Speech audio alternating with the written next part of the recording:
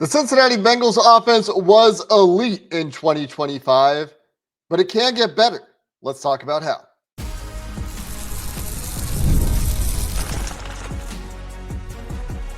You are Locked On Bengals, your daily Cincinnati Bengals podcast. Part of the Locked On Podcast Network, your team every day. What up, Bengals fans, and welcome to another episode of the Locked On Bengals podcast, part of the Locked On Podcast Network, your team every day. I'm Jake Liscow, host of the Locked On Bengals podcast, joined today by Joe Goodberry, who you can find over on Bengals On The Brain or on Twitter at Joe Goodberry, where you'll find an option to subscribe to premium content, including the inspiration for this episode, which is how an already really good offense headlined by really, really good players in Ja'Marr Chase and Joe Burrow can get better. And that's where we're going to start our conversation today. The Bengals on the Brain YouTube show over on the First All Logistics YouTube channel. You can find all of his videos there. Joe used to be a co-host with me here on Locked On Bengals as well. The longtime everydayers already know that. And if you're not an everydayer yet, you can hit that subscribe button to become an everydayer. Make sure you don't miss an episode of the Locked On Bengals podcast. Shout out to all of you who already don't miss an episode. We love those good listening habits, and especially if you're making Locked On Bengals your first listen. Today, we're going to talk about how the Cincinnati Bengals offense, which was the strength of the team, was a powerhouse in the NFL in 2024, can get better in 2025. And that starts, and this isn't meant to be controversial, this is meant to be a positive episode, with how Joe Burrow, who's coming off his best year, can actually be better. There is room for improvement in Joe Burrow's game. There's room for improvement for Ja'Marr Chase. And then you get to some players that you're expecting some development from that aren't already superstars, that you could get better seasons from, even if they were really good last year in various ways, shapes, and forms. But I thought that it was really interesting, Joe, when someone asked you, like, how can Ja'Marr Chase be better? And you had a pretty interesting answer. Well, how could Joe Burrow be better? And you had a really interesting answer. And so, as we often do when we talk about the Cincinnati Bengals offense, we're going to start with Joe Burrow and how Joe Burrow, who is already MVP candidate, one of the best quarterback seasons we've seen from a Cincinnati Bengal, if not the best quarterback season we've seen from a Cincinnati Bengal in 2024. How can he be better, Joe? How can Joe Burrow get better in 2024? Yeah, and this is always my favorite. Yeah, that's right. 2025. I still do that. But this is always my favorite part of the offseason when we start to go on to, all right, this is the roster. Here's what the challenge is. How do we succeed, right? That's what every coach is doing. You may not fill every position. You may not have every hole filled or every weakness shored up, every question answered. But when you do have answers, and they're really good ones, in this case, we're starting this with Joe Burrow. I think we as fans, and if you're an evaluator or see yourself that way, you remember Burrow from weeks 8 to week 17 every year, and he looks at his best. He looks like, if not the best quarterback in the league, easily an elite top 3 quarterback, MVP worthy. We made the argument last year. And how do you get better from that? And I think that's why I phrased it from week 8 to week 17, because I think a lot of it is he looks different, especially the earlier in the season you go. Those first couple of weeks, you look at stats from the first 2 weeks throughout his career, not great, but again, we've had reasons to believe he's been limited in camp and in preseasons due to injuries, due to truncated preseasons with the COVID year. I don't even want to say it, but it's gonna come up again. This may be the first fully healthy, no distraction offseason of Joe Burrow's career. And again, does that matter? Can the Bengals figure out how to get him to play at that MVP level that he does in the second half of the season? Can you get him there and start him there early in the season? And what is the difference is how I followed up the initial tweet when I was talking about this. What is the difference that makes Joe Burrow look a little bit worse in those early games? And I think a lot of it is one of his elite traits is his pocket presence, his pocket mobility, his ability to go off script without being a super athlete like some of these guys like Lamar Jackson, like, Josh Allen. He maximizes what he has from the pocket to breaking, going at above 2.5 seconds, holding the ball and finding a player open. But when you watch those early games over again, and I just did, I like to watch the previous season over again, and I'm at like week 6 now. But when you watch the early games, you see a lack of that. You see a lack of confidence in the pocket, a feel for the pocket, feel timing on some of his routes and some of his throws, a quick ability to adjust and get to that outlet and find and buy time and get to that 3.5 second holding the ball and finding somebody open. So I think that's the key. And if you could find a way to have Burrow comfortable, maybe it's something you change in the offseason. Maybe it's something you change in camp to get him comfortable in a muddy pocket, get him comfortable with timing and extending plays. And if you do, I think if the Bengals start off with an MVP level Joe Burrow in September, man, that could be the difference. And we're talking about the margins, right? An already good offense. How do they get even better? How do we get this team and ensure they're in the playoffs? I think MVP Burrow in September would be a huge boost for them. It probably buys them another win or two last year, maybe the year before. And like you said, there have been reasons: open appendectomy, calf strain, COVID year, coming off an ACL. This is the most rehab-free offseason so far that we've seen from Joe Burrow. And again, I can hear people out there screaming about jinxes and everything that Are you we knocking on always wood? get. Yeah, we're knocking on wood, but it's just a statement of fact, right? Like, that's all we're trying to do here. So far, Joe Burrow has not been in rehab in 2025. And so that's a difference from his previous years. But to me, one of the things that's going to be crucial in getting Joe Burrow off to a faster start is, can they figure out how to get him comfortable with the timing and expectations of his offensive line and pass protection? Because where sometimes it's just a mobility issue because, he can't move because of the calf. Sometimes it's, actually it's I don't know exactly how soon my left guard is going to get beat by Chris Jones. I don't know exactly when to expect. And the expectation of how his guys are getting beat. I think that is a comfortability that will come over time every season. But if you can have a better baseline understanding of where the pressure is likely to come from on certain plays, I am sure he has that mental catalog in his head. This is how this guy is going to try to win when we're doing this kind of protection and we need this much time for the route concept to develop. I am sure that is something that lives in Joe Burrow's head as far as an encyclopedia of where pressure is likely to come from. And he builds that over time. You can see him be more comfortable with timing. And I think that's a big part of it as the season goes on. So whether that's playing a little bit more in the preseason and having a little bit more in terms of those live reps, which is the Bengals' plan as of now in 2025's preseason, or whether that's something they can do from a preparation perspective, something Joe Burrow can do, and he's potentially looking at 2 new starting guards this year, then that could be a significant factor. Because what makes Joe Burrow so good, right? You talked about the extending plays of playmaking ability, but the other part of it is processing and his ability to take in a huge amount of information very, very quickly and make very good decisions based on that information. Even some of his interceptions last year, and I'm thinking specifically of the one he threw to Marlon Humphrey on the Jamar Chase slant when Jamar gets pressed out of it, and everyone's like, why didn't he go to the backside? Like, that's a product of good processing. Like, his read always takes him to the slant on that side of the field based on what Baltimore is doing on the play. And Marlon Humphrey presses Jamar Chase out of the play and makes a good break and beats Jamar to the spot. You usually count on Jamar Chase to win those, right? But even that pick, even some of his quote unquote mistakes come as a result of good processing. So if you can get that going, I think that goes hand in hand with his understanding of his offensive line, his understanding of timing that seems to take a couple of weeks every year.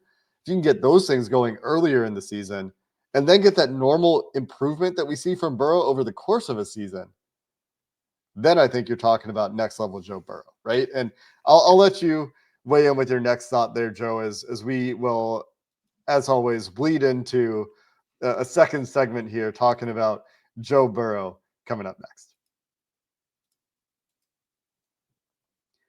This episode of Locked On Bengals is brought to you by FanDuel, and the NBA playoffs are in full swing, every night delivering highlight-worthy performances, major comebacks. This NBA playoffs has, in general, been crazy enough for even me, who's generally not the biggest NBA guy, to take notice. And whether it's a game-winning shot or a breakout player, there's never been a better time to get in on the action, and FanDuel makes it easy to stay in the game before tip-off and live with player props, performance trends, and same game parlays. There are more ways than ever to play smart and win big. If you've got a read on who's heating up, why not back it up with the same game parlay?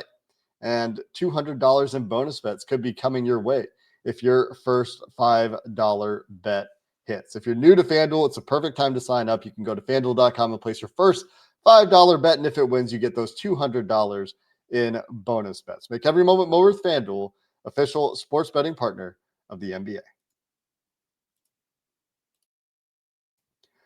Joe, I want to let you respond to my long tirade as to a couple of ways Joe Burrow can get better and how processing ties into all of this, processing being his superpower. And then we'll move on to some of the rest of the pieces on this offense.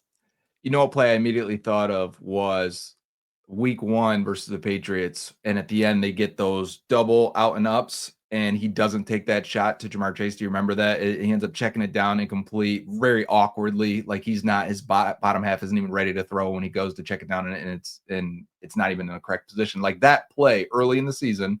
And maybe some of that is Jamar missing so much time, team missing so much time, right? They weren't fully functioning as an offense in a lot of ways. There's a lot of new parts there, a lot of not quality reps in camp. If that can be, and it should be, ironed out this year on the offensive side, Trey's a whole nother story, but it shouldn't affect you on the offense. That can get you to processing quicker, better. But I agree with you. I think Burrow catalogs all of his snaps and everything that happens, and he gets better with each rep. And he's mentioned these things, and I think people just assume that means practice and getting your throws in. And Burrow's mentioned that before, but I think as the season goes, he gets so much better at everything that even when you see people bring up, he gets sacked on 20% of his pressure. Yeah, but if you break it down throughout the season, he consistently, this is something we've talked about since his rookie year, LSU Burrow pocket presence, that starts to show up as the season goes. That number really dives, and he ends up being in the top 5 for evading pressures, especially last year. And you need that right away. And if he can be that right away, it's such a huge difference to the offense. We've seen how much better this offense looks when Burrow is playing at that level. Yeah. And Burrow, by the way, just on that note, from week 7 to 18, I just picked an arbitrary split, like getting out of the first part of the season. Joe Burrow was the most pressured quarterback in the NFL by an overall counting basis, 183 pressured dropbacks. Not the most pressured quarterback in the NFL by a percentage basis, but his pressure to sack number then in that time, and I need to add a minimum drop back here. He was 11th in that period of time, right in the same world of pressure to sack rate as Patrick Mahomes in that part of the season. And maybe it was a bad year for Patrick Mahomes in terms of pressure to sacks.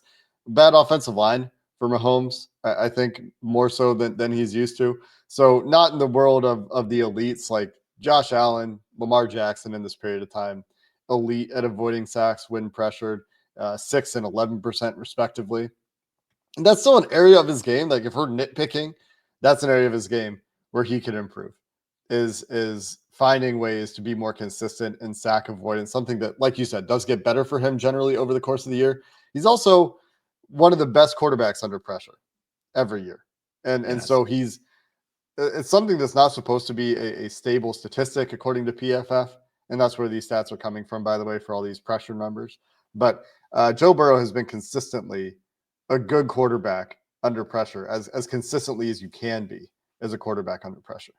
Number 1 in pretty much every category last year. He and Lamar Jackson, elite territory, which is it's the biggest thing when you look at passing numbers and passing data. Burrow's really good when he's pressured. He's the best quarterback in the league, if you want to say that, when pressured. He's still so much better when not pressured. And that is probably another part of what we'll talk about in this offense of how you get better. And now we want to talk about Chase from a player evaluation perspective.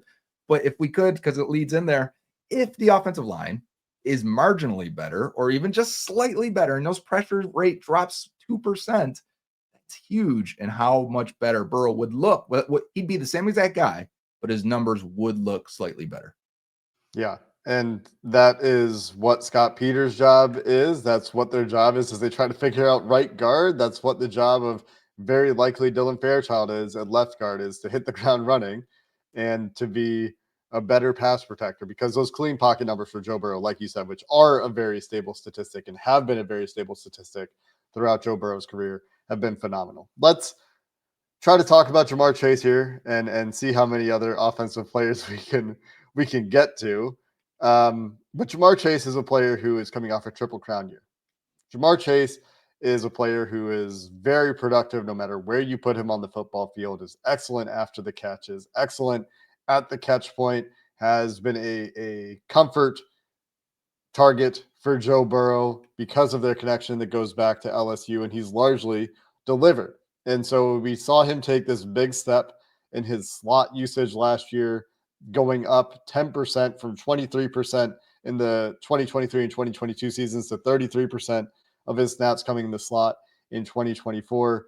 And his success in that spot, very well cataloged. But Joe, you had some thoughts as to how Ja'Marr Chase could improve as well, where we know he's great after the catch and forcing guys to miss tackles and making guys' angles wrong and being faster and stronger than defensive backs and being a dynamic playmaker. But what else is there for Ja'Marr, who, again, coming off a fantastic year, Triple Crown year, almost as good as you can be a wide receiver. But when you're talking about this level of player and you're looking to get more, what could Ja'Marr Chase do that would elevate his game even further? Yeah, and we had this conversation last year. Everyone did, right? How do we get more out of Chase? We know what kind of special player he is. You're almost arguing with NFL fans like, no, he truly is a top 2 receiver in this league. And when you looked at numbers last year, especially from fantasy perspective, number 1 wide receivers were getting in the slot 30% or higher. And we were looking at Chase like, if we could just get him in the slot a little bit more, his numbers could really explode. And they did. It was a success for this offense. One of the things that as frustration happens on the offensive side with Zach Taylor and other parts of the offense, one of the things they have done is get their best players to perform at their best by putting them in positions to succeed, surrounding them in the offense that makes them look their best. As we've seen, we got MVP level play at quarterback, we got Triple Crown play at the number 1 receiver. But where can Chase get better? And I think the one thing I didn't mention in the tweet when I was doing this was obviously no distractions this offseason. Should be able to roll right in there, have a full healthy offseason. Maybe some of that timing stuff won't be an issue early in the season because you have Ja'Marr Chase there. He could have had bigger games early in the year. Instead, the Bengals had to go to Andre Osibach and Mike Gesicki, especially I think of that Chiefs game. Not that they're going to let Ja'Marr Chase get open, but there was frustration in that game. If you remember, he got a penalty early in that one. It affected him, and yet he still put up that season he did. Pretty crazy. But on the field, what can Chase do better? If you remember him coming out of LSU, people were comparing him wrongly. There were some people that were very wrong on what Ja'Marr Chase can end up being. He's more Tyreek Hill than what the people were saying in terms of like Anquan Bolden. They thought he'd be some power forward wide receiver type one that, would just box guys out and be a strong man, which he is. I still think Steve Smith is going to be the comparison for me forever, but please continue. No, and you're right. That's more accurate than the Anquan Bolden stuff. Even when people said, well, maybe a faster Anquan Bolden. Well, it's not even close because of that. And then, one of the strengths of him coming out of LSU, people said he's great in contested situations. And he was a 50% catcher in contested situations based on PFF. I looked that up from the LSU days. But that's an area of his game I think he can still get better. One of his strengths can also be one of his weaknesses here. And I think it's his late hands. He lets the ball come over the shoulder. Defenders are trying to guess when the ball's coming, and then he plucks it at the very last second. That's awesome for him. He gets a lot of catches that way. But last year, there was only 4 of these, according to PFF. He caught 1 of 4 deep balls in contested situations. Overall, he's been about a 40% guy, hovering around that number throughout his career in contested. And I think he can be better. There are times he does not attack the ball at the highest point. He'd rather prefer maybe the back shoulder, creating a minor separation rate at the catch point and using his late hands to get that, which is fine. Again, it's an elite attribute for him. But I do think there are opportunities for him to go up and be strong and catch these balls and bail out Burrow a couple times a year. And then we're talking about the margins, small number of times. Maybe it's once every 2 games, but there's times where I thought, man, Chase, I feel like you could high point that. And I feel like we've seen you do it. And that was probably the situation you should have done it. I think that's the key, is that it's something that we've seen him do. It's something that I'm about to talk about, the play that sticks out in my mind when I say we've seen him do it. And it's just a matter of doing some of those things more consistently. When you're talking about players that are already elite, it's just a matter of like finding those high-end plays and being like, okay, can we get that 10% more of the time? And again, on the margins, take these players that are already really good. And since they're really good, try to get more out of them, because those are the superstars of your team. Those are the engine for your team. And if you can get more out of those players, it can take your team further. We'll wrap up on Ja'Marr Chase and then talk about some of the other players on this offense, and Orlando Brown, a T. Higgins, and Amarius Mims, a Chase Brown, a lot of players that we still want to talk about in some way, shape, or form.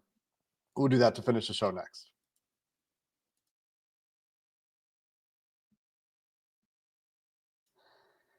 The play that comes to mind, Joe, is double coverage, Ja'Marr Chase against the Chiefs. Mm-hmm. This AFC Championship game. When was this? I don't even remember. 2022 AFC Championship. And it's a fourth down play, third down play. Fourth down. And it's just a YOLO ball to Ja'Marr Chase, double coverage, and Ja'Marr just goes higher than both of the Chiefs DBs. And it's just a high point, Randy Moss, I'm better than you. I can get the ball higher than you. I'm stronger than you. And we've seen Ja'Marr Chase do that. We've seen him go up and make plays over other players.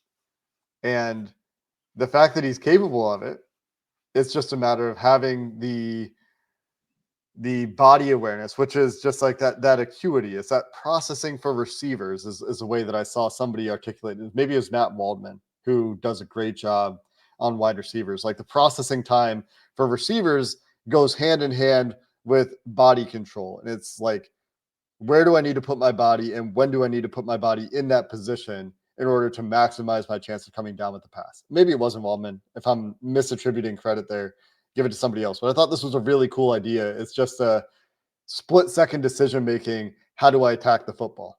And if we're talking about, 3 or 4 plays a year in some key moments when Ja'Marr could win at the catch point a little bit differently, we've seen him do it. Can we see those a few more times a year? I think the answer is yes. I think there is more on the bone there. I think that getting off again to a faster start. I mean, imagine if Ja'Marr doesn't have the distraction last year, what his numbers could look like if he's full speed in a Patriots game against a bad Patriots team, man. Right. Like if they can just play that game the way they play against bad teams other times in the year, the Panthers game, for example, not that the strength arguably of the Patriots team last year was probably in the secondary and on the defensive side of the ball, if you could say there was a strength on that team. So maybe not as easy as the Panthers game, but we saw them do crazy things against bad teams. And we've seen them do that consistently, Joe Burrow and Ja'Marr Chase, throughout their careers. And so those numbers could have been even crazier. Yeah, I agree. And actually, as I think about that Chiefs play, did he go up and high point it with his hands, or did he jump up and then catch it almost in his hip, in his rib area? And I feel like I remember him catching it low. And that was one of the things I thought of was, even when he high points and it looks like, go attack it, he still lets it into his body. So that is a good play to probably, put a poster of what exactly we're talking about here on the positive and negative side of it. But again, we're talking about the margins of an extremely good player. I'm watching the play now. Okay. And I'm waiting for the play to, so he does jump up and it comes into his chest. But nonetheless, it's a high point play in double coverage where he's attacking the ball at his highest point. It's not a late hands play. It is like at his shoulder pad level. He just jumps really high on the play. He extends his hands, but it ends up coming into his chest a little bit. Good example of what we're saying, right? And even though he caught that one, there are other times, and he's had drops in his past, right? Whether, and I'm not just talking about preseason rookie year, he's had a couple of them that I'm sure he'd like to clean up. And this is not tearing down. I hope people, if we got to this point, we are not tearing down the two best players on the team here. These two are great and fantastic because they are also probably trying to work on these small little details. Yeah, hopefully people aren't taking it that way. We're talking about, like I said, these are the players that are the engine for your team. And if you're going to go a long way with these players, a lot of success in the NFL is getting the absolute most, and pushing that boundary every year to try to get more and more out of your stars. And so a couple of very clear-cut cases here before we talk about a couple of the more interesting younger players on this offense that can get better. T. Higgins and Orlando Brown, I think, could both go into the same bucket of, when they were on the field last year and they were healthy last year, they were awesome.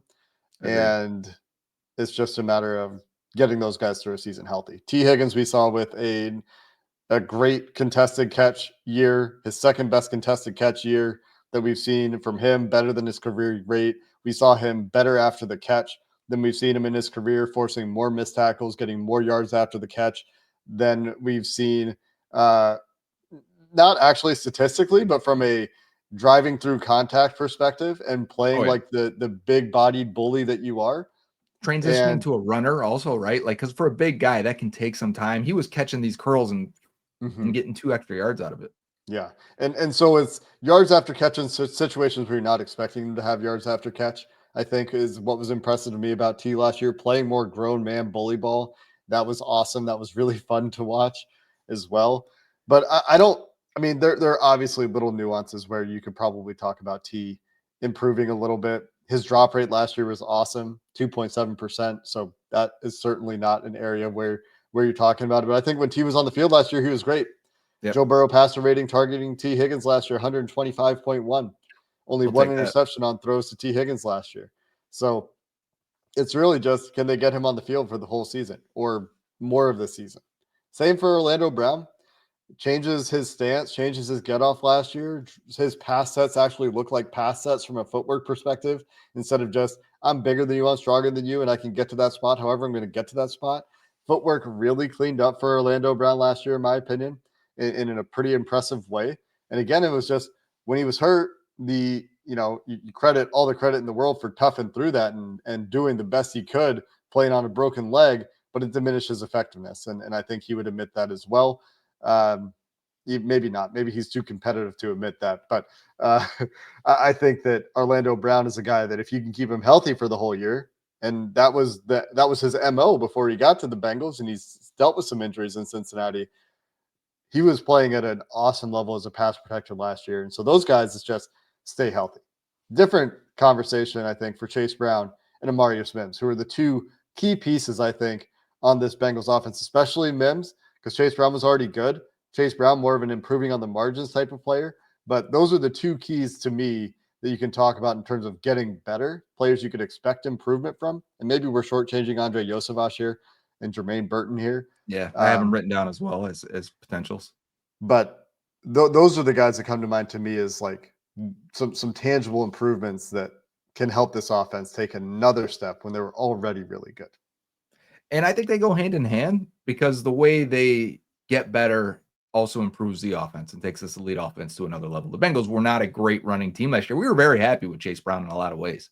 But efficiency-wise, and I think down efficiency, they weren't very good still. And they started the year off with Zach Moss, and they looked terrible during that time trying to run the ball. So again, we're talking about faster starts, getting Chase Brown the ball and getting a better run game early in the season will help. And this is a team that wants to throw the ball. And if you're going to let them throw it 45 times in a game, they will do it, and they'll probably put up 30 points and have a good game. But there are times where you need to lean on the run. There are times where defenses are going to make it hard for Joe Burrow and Jamar Chase, and you need to have an efficient run game.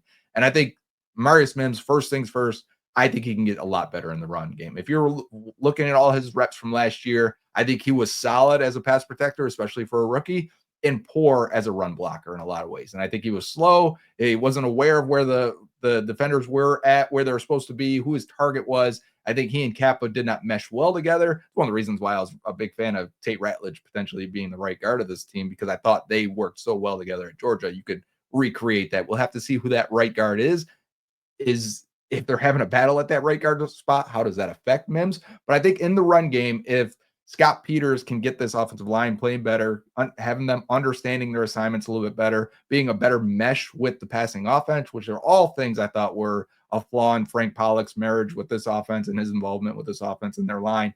If Peters gets better out of that, that should help Mims in a big way. I think in pass protection, though, keep doing what he's doing. I thought he was extremely patient, balanced, showed that athleticism, showed that length and power, just understanding how he was getting beat. I think maybe sometimes opening up that inside a little bit too much. You're a big guy. You should force these guys inside you, force them through your chest. And I think this is something like I have made a clip and highlights of Willie Anderson within the last year. And it's something that he really evolved into doing was, I'm going to get outside and get out in front of you and force these rushers back inside where I'm much bigger than you are. And I think once Mims is more comfortable with that size, because I think he can play at that size much more consistently, I think it's going to be big for him in pass protection. So there's a lot of ways for him to improve. And if he does improve, huge for this offense. If he becomes a top 10 right tackle, and that's not a tough ask, I think, for a year 2 guy, former first round pick, I think that should be the expectation. And if he does reach that, they're in great shape. And I think the run game overall, if it's blocked better, if it's designed better, if it fits the offense better, Chase Brown becomes better. Where can he specifically improve? I think contact balance when he's taking these hits. Sometimes he's just running full speed and takes these hits and his legs get taken out or his hips get taken out and he's going down. But also, I think his timing, patience, and maybe footwork to the hole. You want to be slow to the hole, fast through the hole. And I think sometimes Brown is a little bit quick to get there, but some of that may be because of how poorly and poorly designed the run game was up front. Nobody really looked in sync fully consistently. And I think if that gets fixed in front, Chase Brown could be a much more efficient runner because I don't think he really lacks anything. I've loved so far through the offseason seeing him work with the receivers. I think he's a very underrated receiver as it is, but if he can add that to his game, he was already a great outlet for Burrow when he was extending plays. I think at the Chargers game, how often Chase Brown stepped up and made plays on third down when Burrow's scrambling. But I think Chase Brown is on the verge of being a very, very good running back and probably less on him and more about the run game in front of him. Yeah, but Chase Brown is simply like on those unsexy inside zone duo featured runs in this offense. Can you get that extra quarter yard? And that's what we're talking about. We're talking about like on those plays where you're averaging 3.5, can you make it 3.75? That kind of thing. That kind of like patience, finding the right angle of attack, just eking out that little bit of juice on those plays where it's like, yeah, you're not expecting this to ever go for more than 5 or 6 unless something crazy happens and you catch them in a blitz or something. But can you get closer to that 5 number more often? That's what we're talking about with Chase Brown. With Demarius Mims, I agree with a lot of what you said there. What stood out to me when you're talking about Willie Anderson, always punish guys for going the way he didn't want them to go. Wanted to, I mean, he talked about like wanted to hurt them a little bit, not necessarily injure, right? Like he's not trying to injure them, but he talked about this on an Instagram live I remember listening to when I was at the gym a few months ago. The way you get guys to stop attacking you in a way you don't want to be attacked, at least in his mind, was you really punish that thing. And so he did that. And then, you know, if a guy tried to go inside, he also would be like, hey, Bobby, I need you to crush this guy. Yeah. Whenever somebody tries to go inside, I need you to crush this guy. We could use a Bobby Williams right now, huh? Yeah, right. And I don't know if Cody Ford or Lucas Patrick's going to be that guy for Demarius Mims. But the thing for Mims, like you said, is like playing to his athletic traits, playing like the behemoth who can crush you that he is, and adding that finishing, that nastiness to his game. And a lot of that in the run game, I think, is just speed of the game, understanding what they're trying to do. And so hopefully Scott Peters putting that stuff in with the various techniques that he's installing helps Demarius Mims to develop in a big way in year 2. I think expecting a year 2 leap from Demarius Mims with the level of traits he entered the NFL with, the inexperience relative to his peers that he entered the NFL with, getting a ton of experience last season as a rookie, getting a technician teacher like Scott Peters in the building. I think that's something that I'm excited to see for Demarius Mims in year 2. The other guys that kind of go into Jermaine Burton's kind of a bucket unto himself. If he can play anything like the player he was in college and keep his head on straight on the field, he can be an asset for the offense. Everything we said last year about what Jermaine Burton could do for the offense when he was drafted still applies. It's just a question of whether or not he is able to put those things together and be consistent for a season and earn those opportunities. Andrei Iosivas is probably mostly to me a little things, timing kind of stuff for him. I think a lot of his drops were not being ready for the ball, not being ready for the timing, but was good in clutch contested catch situations. I think better than I remembered initially when I went back and I thought about this a little bit more. But I think on the margins for Iosivas, it's those timing plays where the ball's on him a little bit more quickly than he's expecting it to be. I think that led to a number of Chiefs game early, right? And drops in some key spots. Yeah. That if he cleans those things up, really useful and valuable wide receiver 3. It's just building on that reliability a little bit in some of those spots where the timing was just a little bit off last year.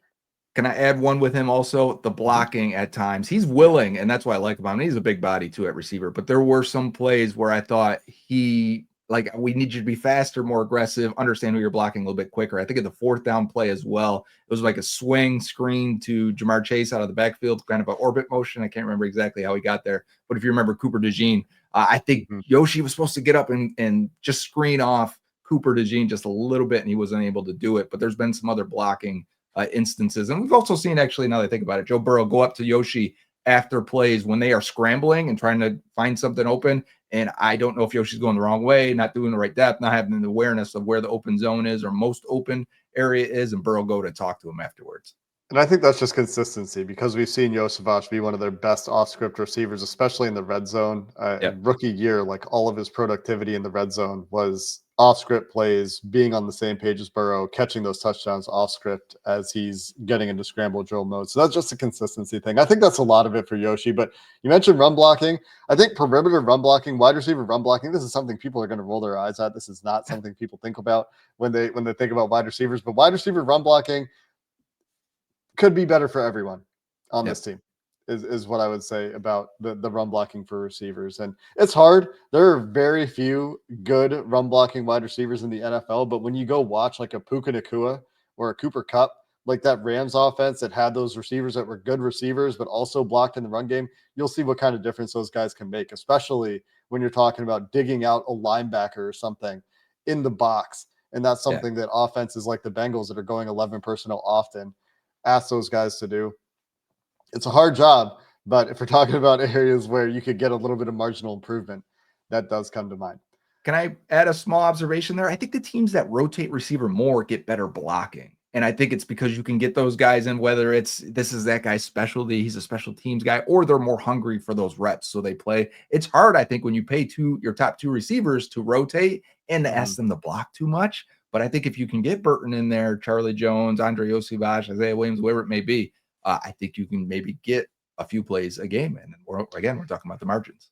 Yeah, and the challenge there is, of course, not tipping that you're running the ball. You take T. Higgins and Jamar Chase off the field, they're probably loading the box on you a little bit, They are. So it's a bit of a strategy thing there too. But let's wrap up there on the offense. I think there's a whole different conversation on the defensive side of the ball, where we're not talking about the margins. We're talking about getting them to play cohesively. We're talking about getting guys who have been good in the past to be good again.